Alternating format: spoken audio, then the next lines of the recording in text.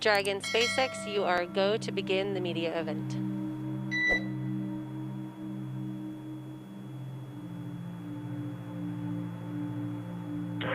Dragon copies.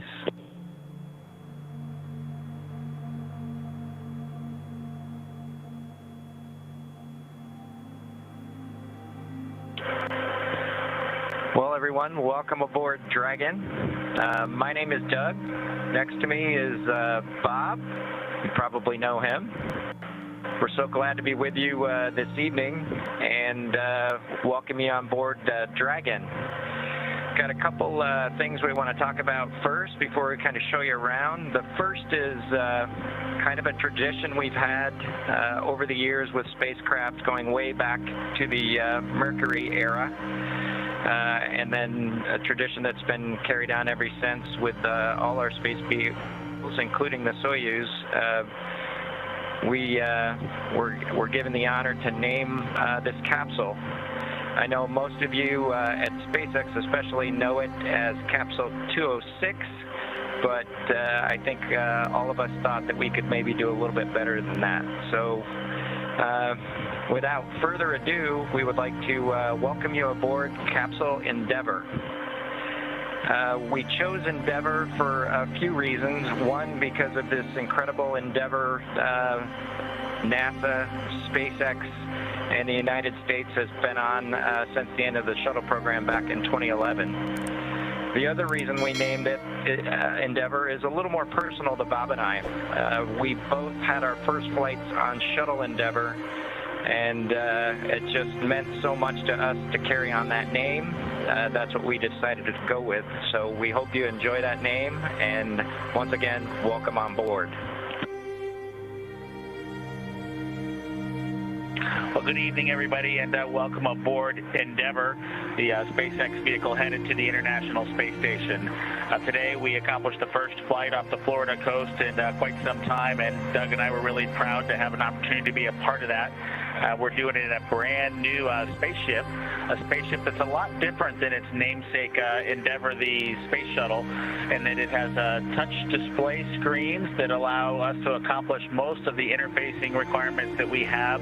We'll have Doug pans over and points at the display in front of me. You can see the forward view that we had during the maneuvers that we most recently did. You can look out the window. It looks like the centerline camera doesn't have a lot of content on it now. We're kind of pointed into space so that the windows can see the Earth below us. But we've got the capability to interface with the vehicle, and it's kind of interesting. There's a command. This little button over here is actually what the commands are for our displays. One thing that does get lost is there is a extensive button panel down below as well. So over on this side, we can turn the displays on and off, as well as send some commands for some contingency situations.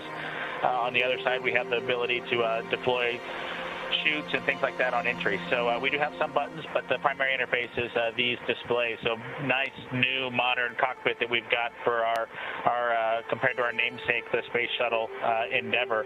I'm going to migrate a little bit away from our seats here, and Doug from his seat is going to continue to try to follow me so you can tell what can be seen from the seat that he sits in.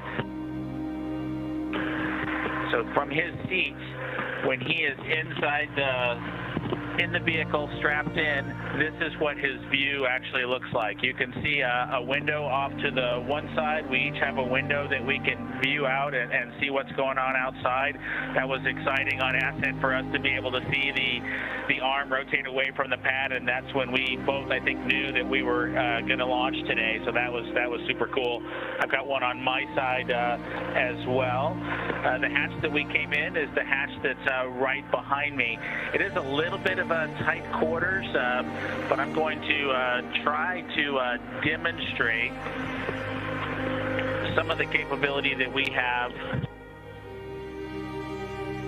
now that we're in zero gravity.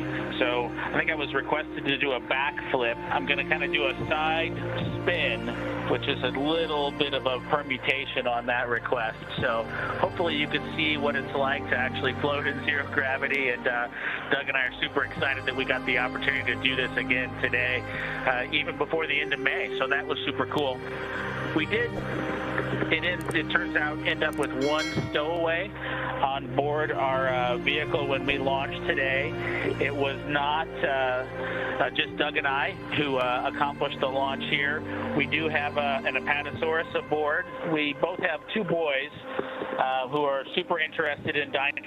And we collected up all the dinosaurs between the two houses, and Trimmer, the Apatosaurus, got the vote from the boys to make the trip into space today with us. And so that was a super cool thing for us to get a chance to do for both of our sons, who I hope are super excited to see their toys floating around with us on board. I'm sure they would rather be here given the opportunity, but hopefully they're proud of this as well.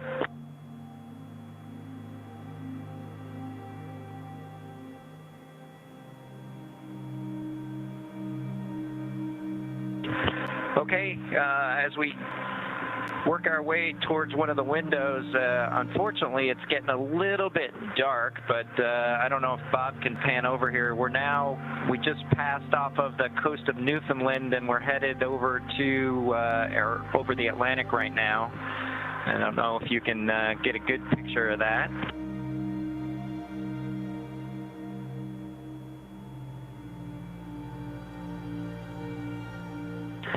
Anyway, hopefully you enjoy that view as we pass over the Atlantic, and I think with that we will work ourselves back into the seats and wrap things up for this evening.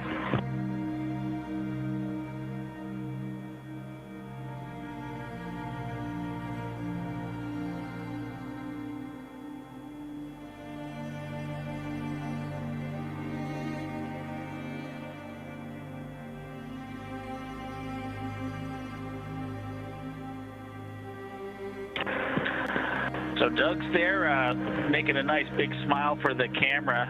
I hope you enjoyed the trip today with us on board the Dragon Capsule Endeavour with our friend Trimmer, the Apatosaurus, and Doug and I. We just would like to thank SpaceX, we'd like to thank NASA, and we'd like to thank the American people for the opportunity today. And we're really proud of the entire team that was able to accomplish human spaceflight again from the Florida coast. Just a wonderful experience. Doug and I are just so proud to be a part of it, and just want to thank everybody who gave us this opportunity and worked so hard to make this happen today.